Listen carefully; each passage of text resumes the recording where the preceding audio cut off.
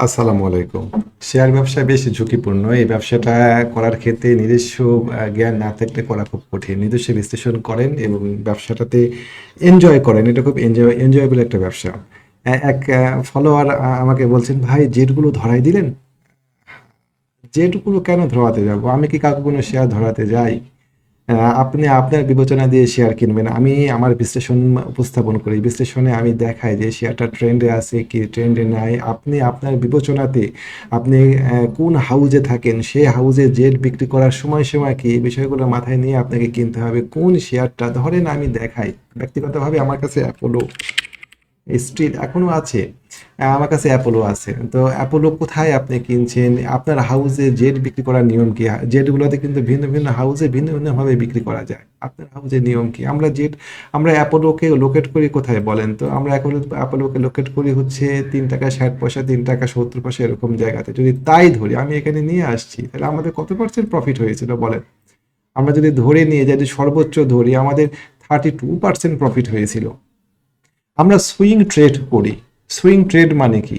আমরা শেয়ার কিনে শেয়ারটা বিক্রি করি খুব দ্রুততম সময়ে। আমরা ধারাবাহিক ইনকাম করার চেষ্টা করি। এই সুইং ট্রেড করতে গেলে পরে ঝুঁকি বেশি। এই সুইং ট্রেডের ক্ষেত্রে আপনাকে কিছু স্টপ লস স্বীকার করে নিতে হবে। কখনো পিছু পিছু হটতে হবে, কখনো আগাবেন। শেয়ার বিক্রি করার কিছু টেকনিক থাকা লাগবে। কতগুলো শেয়ার বিক্রি করবেন, কোথায় বিক্রি করবেন, এই বিষয়গুলো আপনাকে মাথায় রাখতে হবে। তারপরে আপনাকে সুইং ট্রেড করতে হবে। আপনি সুইং ট্রেডের পদ্ধতি জানেন না, আপনি কিভাবে সুইং ট্রেড করতে হয় তা জানেন না। অন্যের কথা শুনে আপনি শেয়ার কিনবেন, তাহলে পারে তো আপনি এই কথা বলবেনই। আপনার নিজস্ব বিচার, নিজস্ব বিশ্লেষণ করতে হবে না। আপনি একটা রান্না করছেন, এক এক এক ফিমেল ফলোয়ার আমাকে এই কথা বলছিল। আমি তাকে বললাম, "আপনি রান্না করছেন," আর আমি দূর থেকে বললাম যে, "আপনি আধা কেজি লবণ দিয়ে দিন।" আপনি দিবেন? আপনি জানেন যে কিভাবে রান্না করতে হয়, কিভাবে কতটুকু লবণ দিতে হয়, তাহলে পরে আপনি অন্যের কথায় কেন শেয়ার করবেন? নিজস্ব বিশ্লেষণ প্রয়োগ করেন। যারা অ্যাপোলো শেয়ার কিনেছেন এবং অ্যাপোলো যে আজকে কারেকশন হলো, এই কারেকশন দেখে যারা ভয় পাচ্ছেন, তাদের জন্য আফসোস হয়। অ্যাপোলো কোথা থেকে ঘুরে আসছে চলেন দেখি। কেন প্রফিট নেওয়া হলো না অ্যাপোলোতে? যারা প্রফিট নিতে পারেনি। এ সম্পূর্ণ প্রত্যেকটা ক্ষেত্রে আপনাকে আমি বলব, আপনি হা করেন, আপনি খাবেন। তাই কোনোদিন হয়? অ্যাপোলোর আমাদের এখানে সুইং হাই আছে আগেকার। আমাদের তো এখানে সুইং হাই আপনি কেন এখানে প্রফিট নিলেন না কিছু শেয়ার?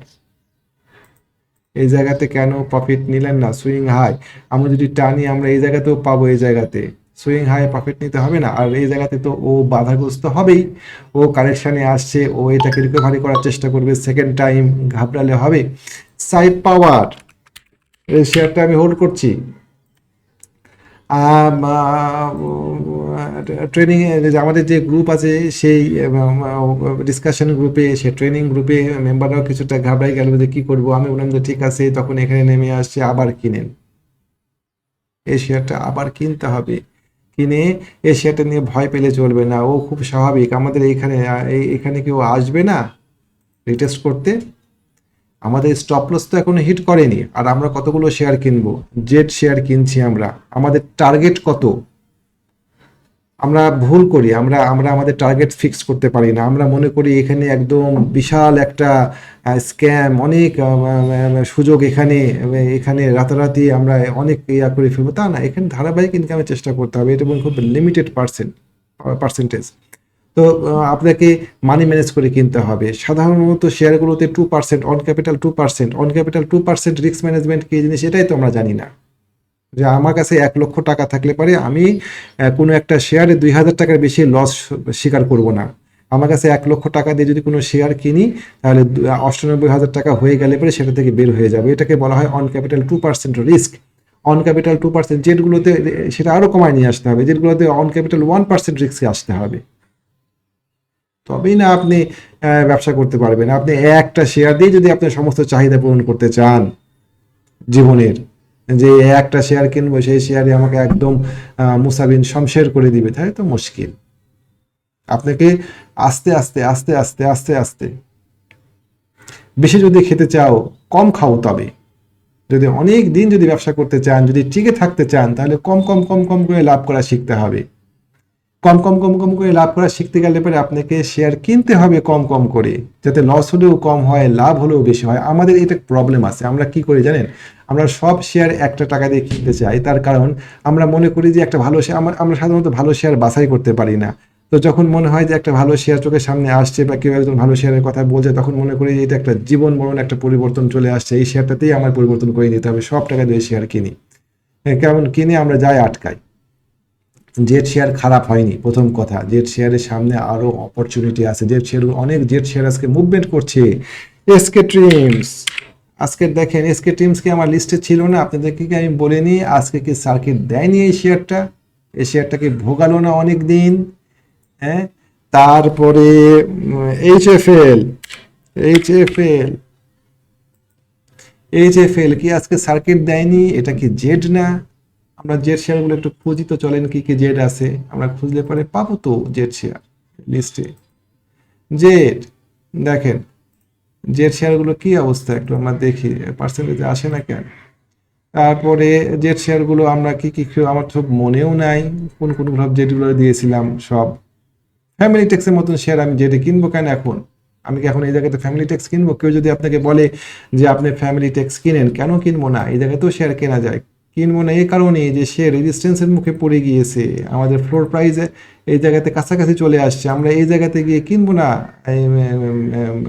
Family text. আমরা আমরা এখন ফিনান্সে জেটগুলো কিনবো না, কিন্তু অন্যান্য যে জেটগুলো পড়ে আছে সেই সেটগুলোকে আমরা কিনবো না যদি আমাদের কাঙ্ক্ষিত রেটে আসে। তারপরে আজকে দেখেন ফুয়াং ফুড, এটা কি জেড না? আমরা যদি ডেলিতে দেখি এটা মুভমেন্টে আসছে, এই শেয়ারটা দেখেন ভালো হওয়ার অপার সম্ভাবনা আছে সামনে। তারপরে হামি, হামি শেয়ারটাও এখন না কেনাই ভালো।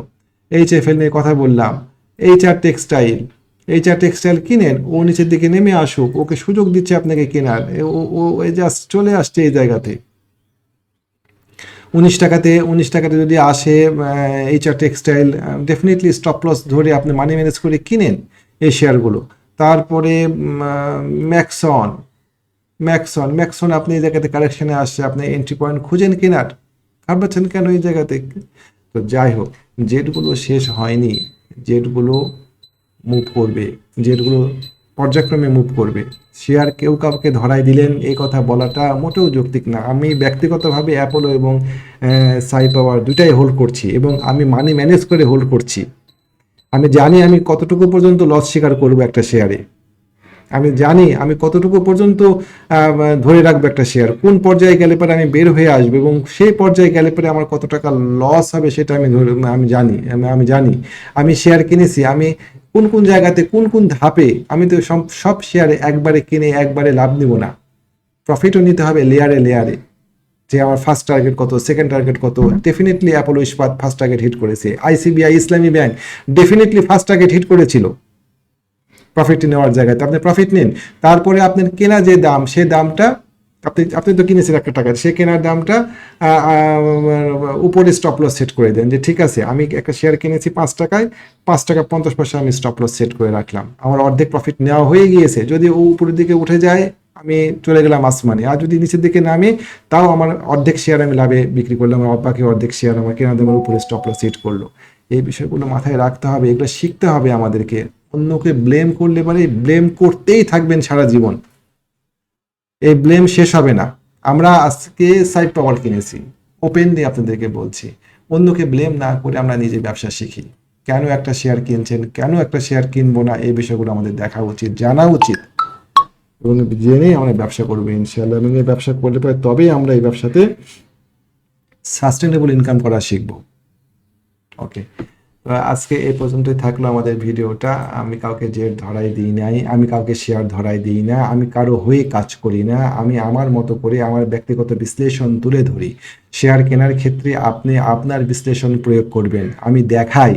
আপনারা যদি লাভ করেন আমাকে কি কেউ 1 টাকা দেন, তাহলে পরে লস হলে পরে কেন আমাকে বলেন যে আমার লস হলো? আমি যে নিজে যে শেয়ারগুলো কিনি 10টা শেয়ার, 10টা শেয়ারে কি আমার লাভ হয়? না, কারো হতে পারে লাভ। আমি নিজে শেয়ার কিনতে পারি, আমারও 10টা শেয়ারের মধ্যে 3টা 4টা লস হয়। আমি জানি কতটুকু লস আমাকে নিতে হবে, আমি জানি কতটুকু লস আমি সহ্য করতে পারবো। এই বিষয়গুলো আমাদেরকে দেখতে হবে। অনেকগুলো শেয়ার বাছাই করা আছে, সেই শেয়ারগুলো নিয়ে আপনাদের সামনে আমি বসবো ইনশাআল্লাহ আগামী দিন। শেয়ারগুলো বাছাই করে রাখছি, 5-6টা শেয়ার আছে আগামী সপ্তাহে মুভ করার জন্য। প্রতিদিনই আমাকে শেয়ার বাছাই করে রাখতে হয়। তো আজকে এই পর্যন্তই। জি, আসসালামু আলাইকুম ওয়া রাহমাতুল্লাহ।